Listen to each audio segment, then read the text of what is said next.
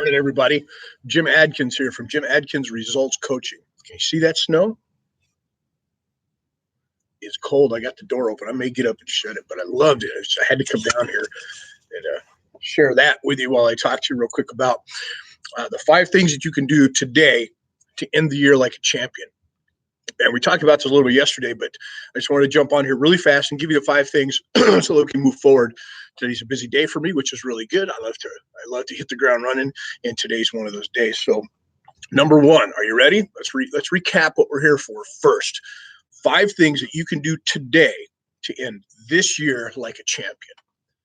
Okay, and I know that's something you want to do, right? Now, you got to define champion. Okay, so what does it mean to be a champion?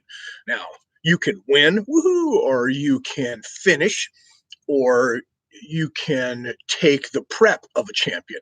Are you taking off, baby? I love you. I'll talk to you before I leave. So you can win like a champion, you can finish like a champion, or you can prep like a champion. And today I'm going to ask you to do all of the above. So you need to define, what does a champion mean for you? Got your pen and paper ready? Get it out, because I want you to write this down. Well, I guess you can go back and rewind it, right? The wonders of social media.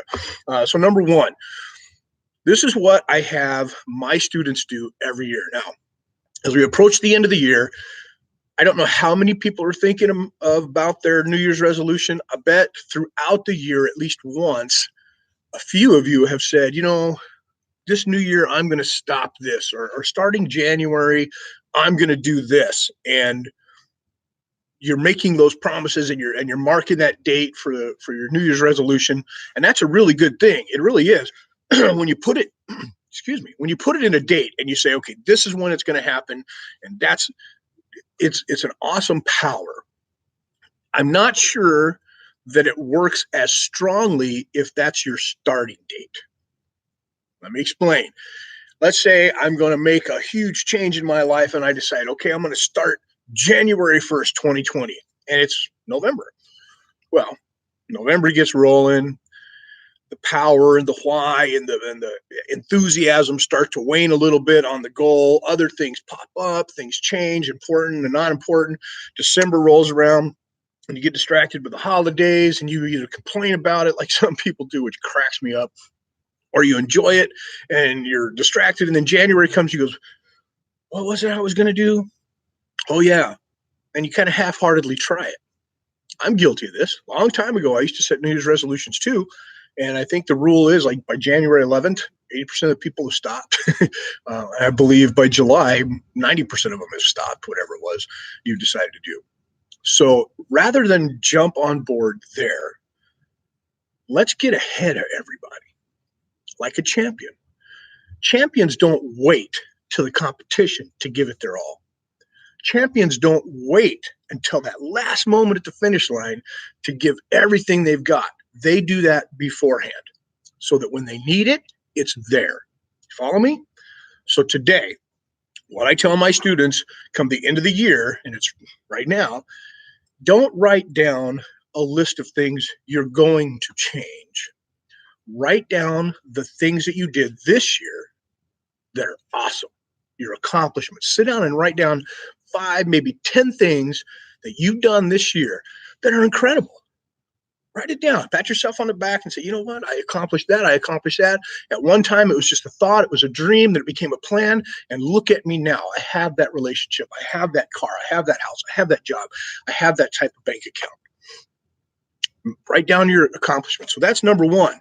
Number one. And listen, this one can go anywhere in your order of importance. Okay. There's a couple that you need to do in order of these 5 I'm going to give you. But number 1 can be at any time you want. Reflect on your accomplishments. Sit down and look back. Give yourself 15 minutes to do it. If you've had an extraordinary year in both directions, give yourself an hour to do it, because you might hit some bumps in the road. But if you're optimistic and you look back and you reflect at some of the things that are accomplishments, there were struggles. You don't focus on the struggles. You can witness them and go, hey, thought you could keep me down, didn't you? No, can't keep me down. And you hurdled over it and moved forward. So number 1, write down, reflect your accomplishments, the wonderful things that you accomplished this year. That's number 1. Excuse me, I get a cloggy throat in the morning. Number 2, I want you to prep. Okay. Again, this one you can do anytime you want in your goal setting or your workshop. And we're going to put some time limits on this, but here we go. Prep. After you've written down some accomplishments that you're proud of, and I mean, get that feeling. Don't just write down going, yeah, I did that. Yeah, I did that. No. Pat yourself on the back. Realize that you're great. That there's greatness within you. Okay, because that's going to fuel and spark the end of this year greatness. Okay, and it'll carry through to next year. Prep by cleaning. Now, what I mean clean, clean house. Usually, there's spring cleaning, November cleaning. Clean your house. What do you mean, Jim? Just what I'm saying. Get the broom out, get the trash bags out, go through stuff you don't need anymore that you're not using. Donate it to charity. That'll make you feel good. Rearrange your furniture. Whatever it is that's going to make you feel like there's a change of abundance coming. You've got to make room for the great. You cannot hoard all the stuff that holds you down. You cannot hoard all of the stuff that just clutters your mind and clutters your day and becomes busy work. If you've got a messy house, listen, I know it's simple, but listen to this. If you've got a messy house or a messy office, and I'm guilty of a messy office, and I'll tell you why in a minute, it's easy to get caught up in busy work when you're supposed to be focused on the important things. You've got a list of important things to do, and you're looking around, especially if you're at home and you work from home. You look around, you go, I should really finish that laundry, or, I should really clean out the garage, or, man, I haven't put the weights away since my last workout. I need to, and you get up and you're distracted and you go do that. Clean your house, clean it, get rid of the stuff you don't need, purge. It feels good. Give the stuff away that can be reused or repurposed. I bet there's a homeless shelter out there that could use some of your old blankets and towels and coats and things. If you're like us, we got a closet full of coats from the kids that just hang out and wait around for them to come back, but now they're outgrown. Take them in. My office is messy, and I make the excuse cleaning my office, and I've just got piles of wonderful things everywhere. Isn't getting me closer to my goal, so I'll do it later. So it's the opposite with me, and if I'm busy, it gets piled up. But next weekend, is clean the office day. Okay, so clean, prep, reorganize, rearrange. That's number 2. Number 1, write down, reflect. Write down and reflect what you did great. Number 2, clean and rearrange. You understand that? If you wake up every day and repeat the same actions that you did yesterday, you're not going to get any changes today. You're going to repeat the same life that you did yesterday if you do everything the same. We're talking about rituals. We talk about habits. Good habits will get you to one place. Continued mindless habits will keep you stuck where you are yesterday. Get up and do something different. Hence downstairs. I love it down here. Isn't that beautiful back there? Okay, number 3, this is important. Today, and I'm going to give you an out, I know, because you didn't expect this, but if you've got time, do it now, okay? Set your goal for the end of the year, December 31st. Where do you want to be December 31st? And it can be one simple goal. It can be a number, your weight. It can be a lift, how much. It can be a dollar amount. It can be so many resumes sent out. It can be so many clients spoke to. It can be so many sales made and closed. Whatever. December 31st. Write it down. What is it going to be? You can write 10 of them. I don't care. But do it. Write them down. Then write down the continuation of that goal through next year.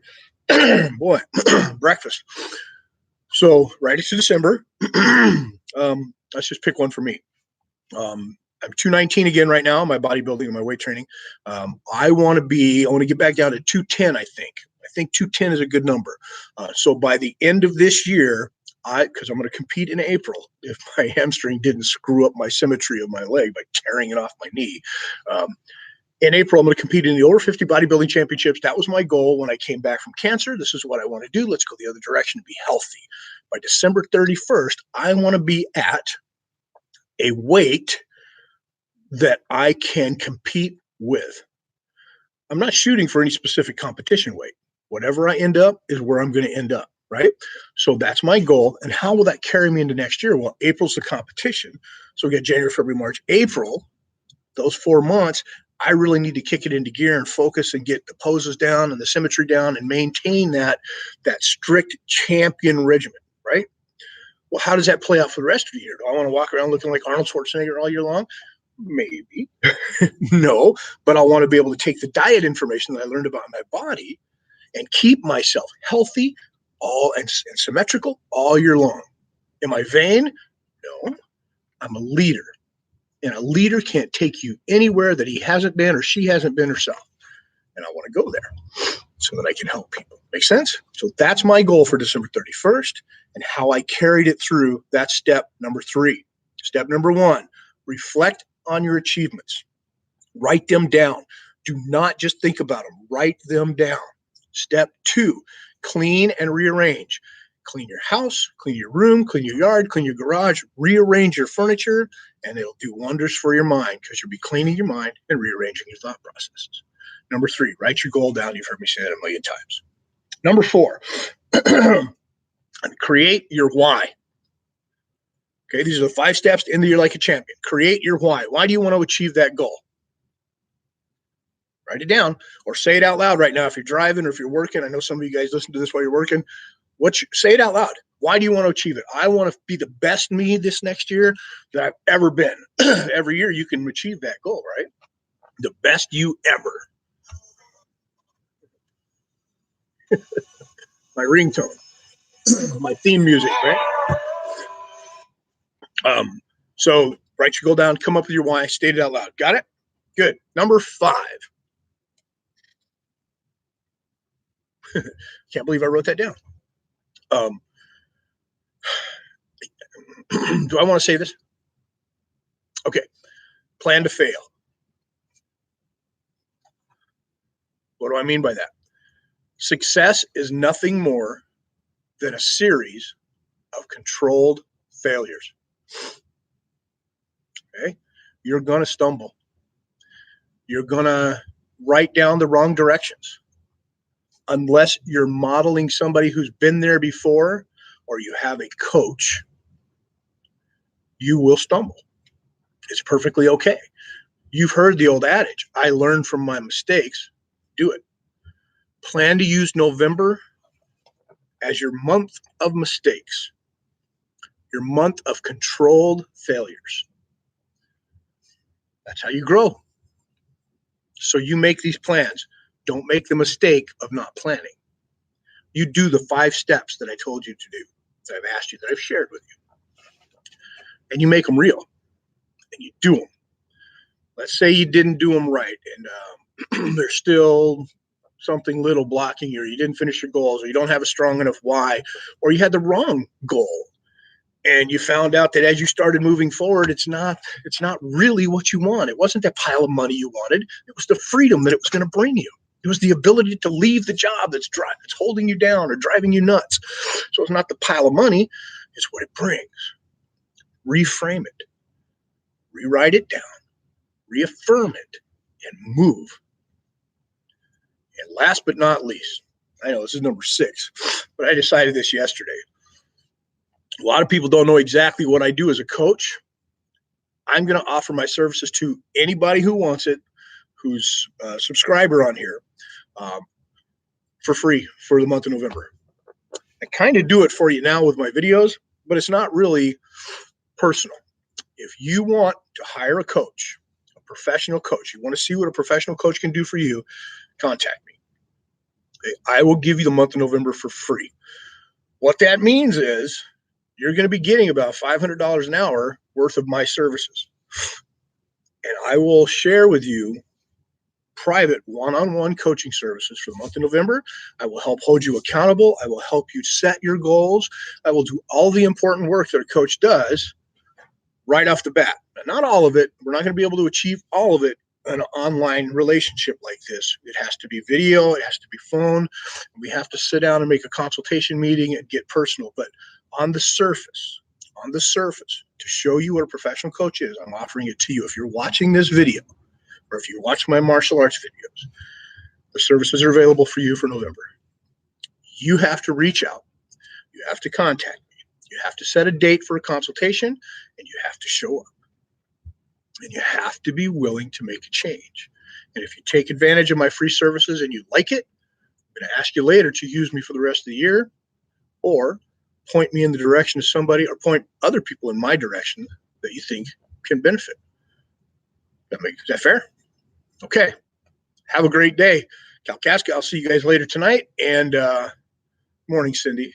I can't wait to hear the adventures of the new job for you guys. I'm so proud of the steps that you took and made that happen. Really cool. All right. If you liked the video, give me a thumbs up. It does make a difference. It's not just ego. It helps me in growing the channel. It helps YouTube help me grow the channel. And if you have comments, leave your comments. That helps too. You can leave comments that, good morning, Ms. Buzzy. You can leave comments that are constructive criticism. You can leave comments that, are beneficial, whatever it is. Let me know where you're listening from. I got people that have chimed in that tell me they're from other, England and over Britain or anyway that I've seen. So let me know where you're at. I'd love to know that. And if you haven't subscribed yet, become a subscriber. If you know somebody that could do that and benefit from it, have them do the same thing. All right, you guys, 5 steps to end the year as a champion. You got them? If you don't, rewind it, go back and listen to them. Tell me how you're doing. If you want to coach for free, there's the offer. I love you. On your mark, get set.